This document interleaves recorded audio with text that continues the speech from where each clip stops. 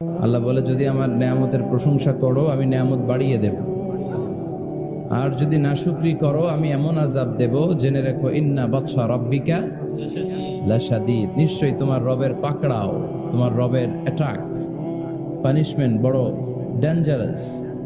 কারণ আমি আল্লাহ সব সময় ধরি না, ধরলে ছাড়ি না, ধরে ধরে ধরে না, ধরলে আল্লাহ ছাড় দেয় কিন্তু ছেড়ে দেয় না, ঠিক কিনা? আমরা পুলিশকে যতটুকু ভয় পাই আল্লাহরে তার অর্থ তো ভয় পাই না, তাই না? পুলিশ দেখলে অনেক ভয় পাই, র্যাব দেখলে অনেক ভয় পাই, বন্দুকের নল যদি মাথায় কেউ ধরে অনেক ভয় পায়, এর অর্ধেক আল্লাহরে ভয় পাই না, কারণ দেখি না যে।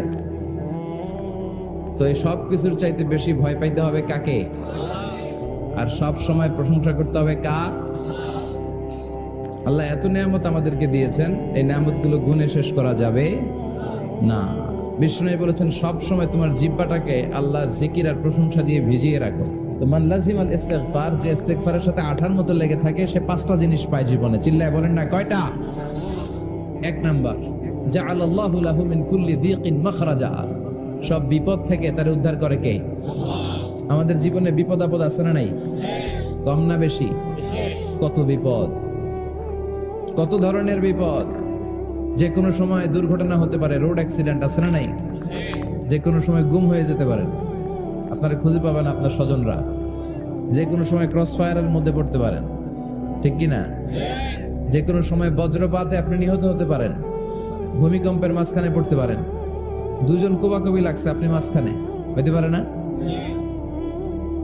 জাআলাল্লাহু লাহু মিন কুল্লি দীকিন মাখরাজা, এরকম সব ধরনের বিপদ থেকে তারে রক্ষা করবে কে? যদি ইস্তিগফারের সাথে আঠার মতো লেগে থাকা যায়। এই হলো নাম্বার 1। নাম্বার 2, ওমিন কুল্লি হাম্মিন ফারাজা, যে সব সময় আঠার মতো ইস্তিগফারের সাথে লেগে থাকবে, আল্লাহ তাকে দুশ্চিন্তা থেকে মুক্তি দিবেন, তার কোনো টেনশন থাকবে না। সুবহানাল্লাহ পড়ে। আমাদের জীবনে টেনশন আছে না নাই? জীবন নিয়ে টেনশন, মরণ নিয়ে টেনশন, ক্যারিয়ার নিয়ে টেনশন, বাড়ি ভাড়ার টেনশন, বিদ্যুৎ বিলের দাম বেড়ে যাচ্ছে টেনশন, ঘরের মধ্যে শান্তি নাই টেনশন, দ্রব্যের দাম বাড়তেছে, বেতন কমতেছে টেনশন, ঠিক কি না? এই টেনশন থেকে আপনাকে মুক্ত রাখবে কে? নাম্বার 3, ওয়ায়ারযুকহু মিন হাইসু লা ইয়াহতাসিব, এমন জায়গা থেকে আল্লাহ আপনাকে রিজিকের ব্যবস্থা করবে আপনি কল্পনাই করতে পারবেন না। রিজিক দেওয়ার মালিক কে? কেউ যেটা পারে না, পারে কে?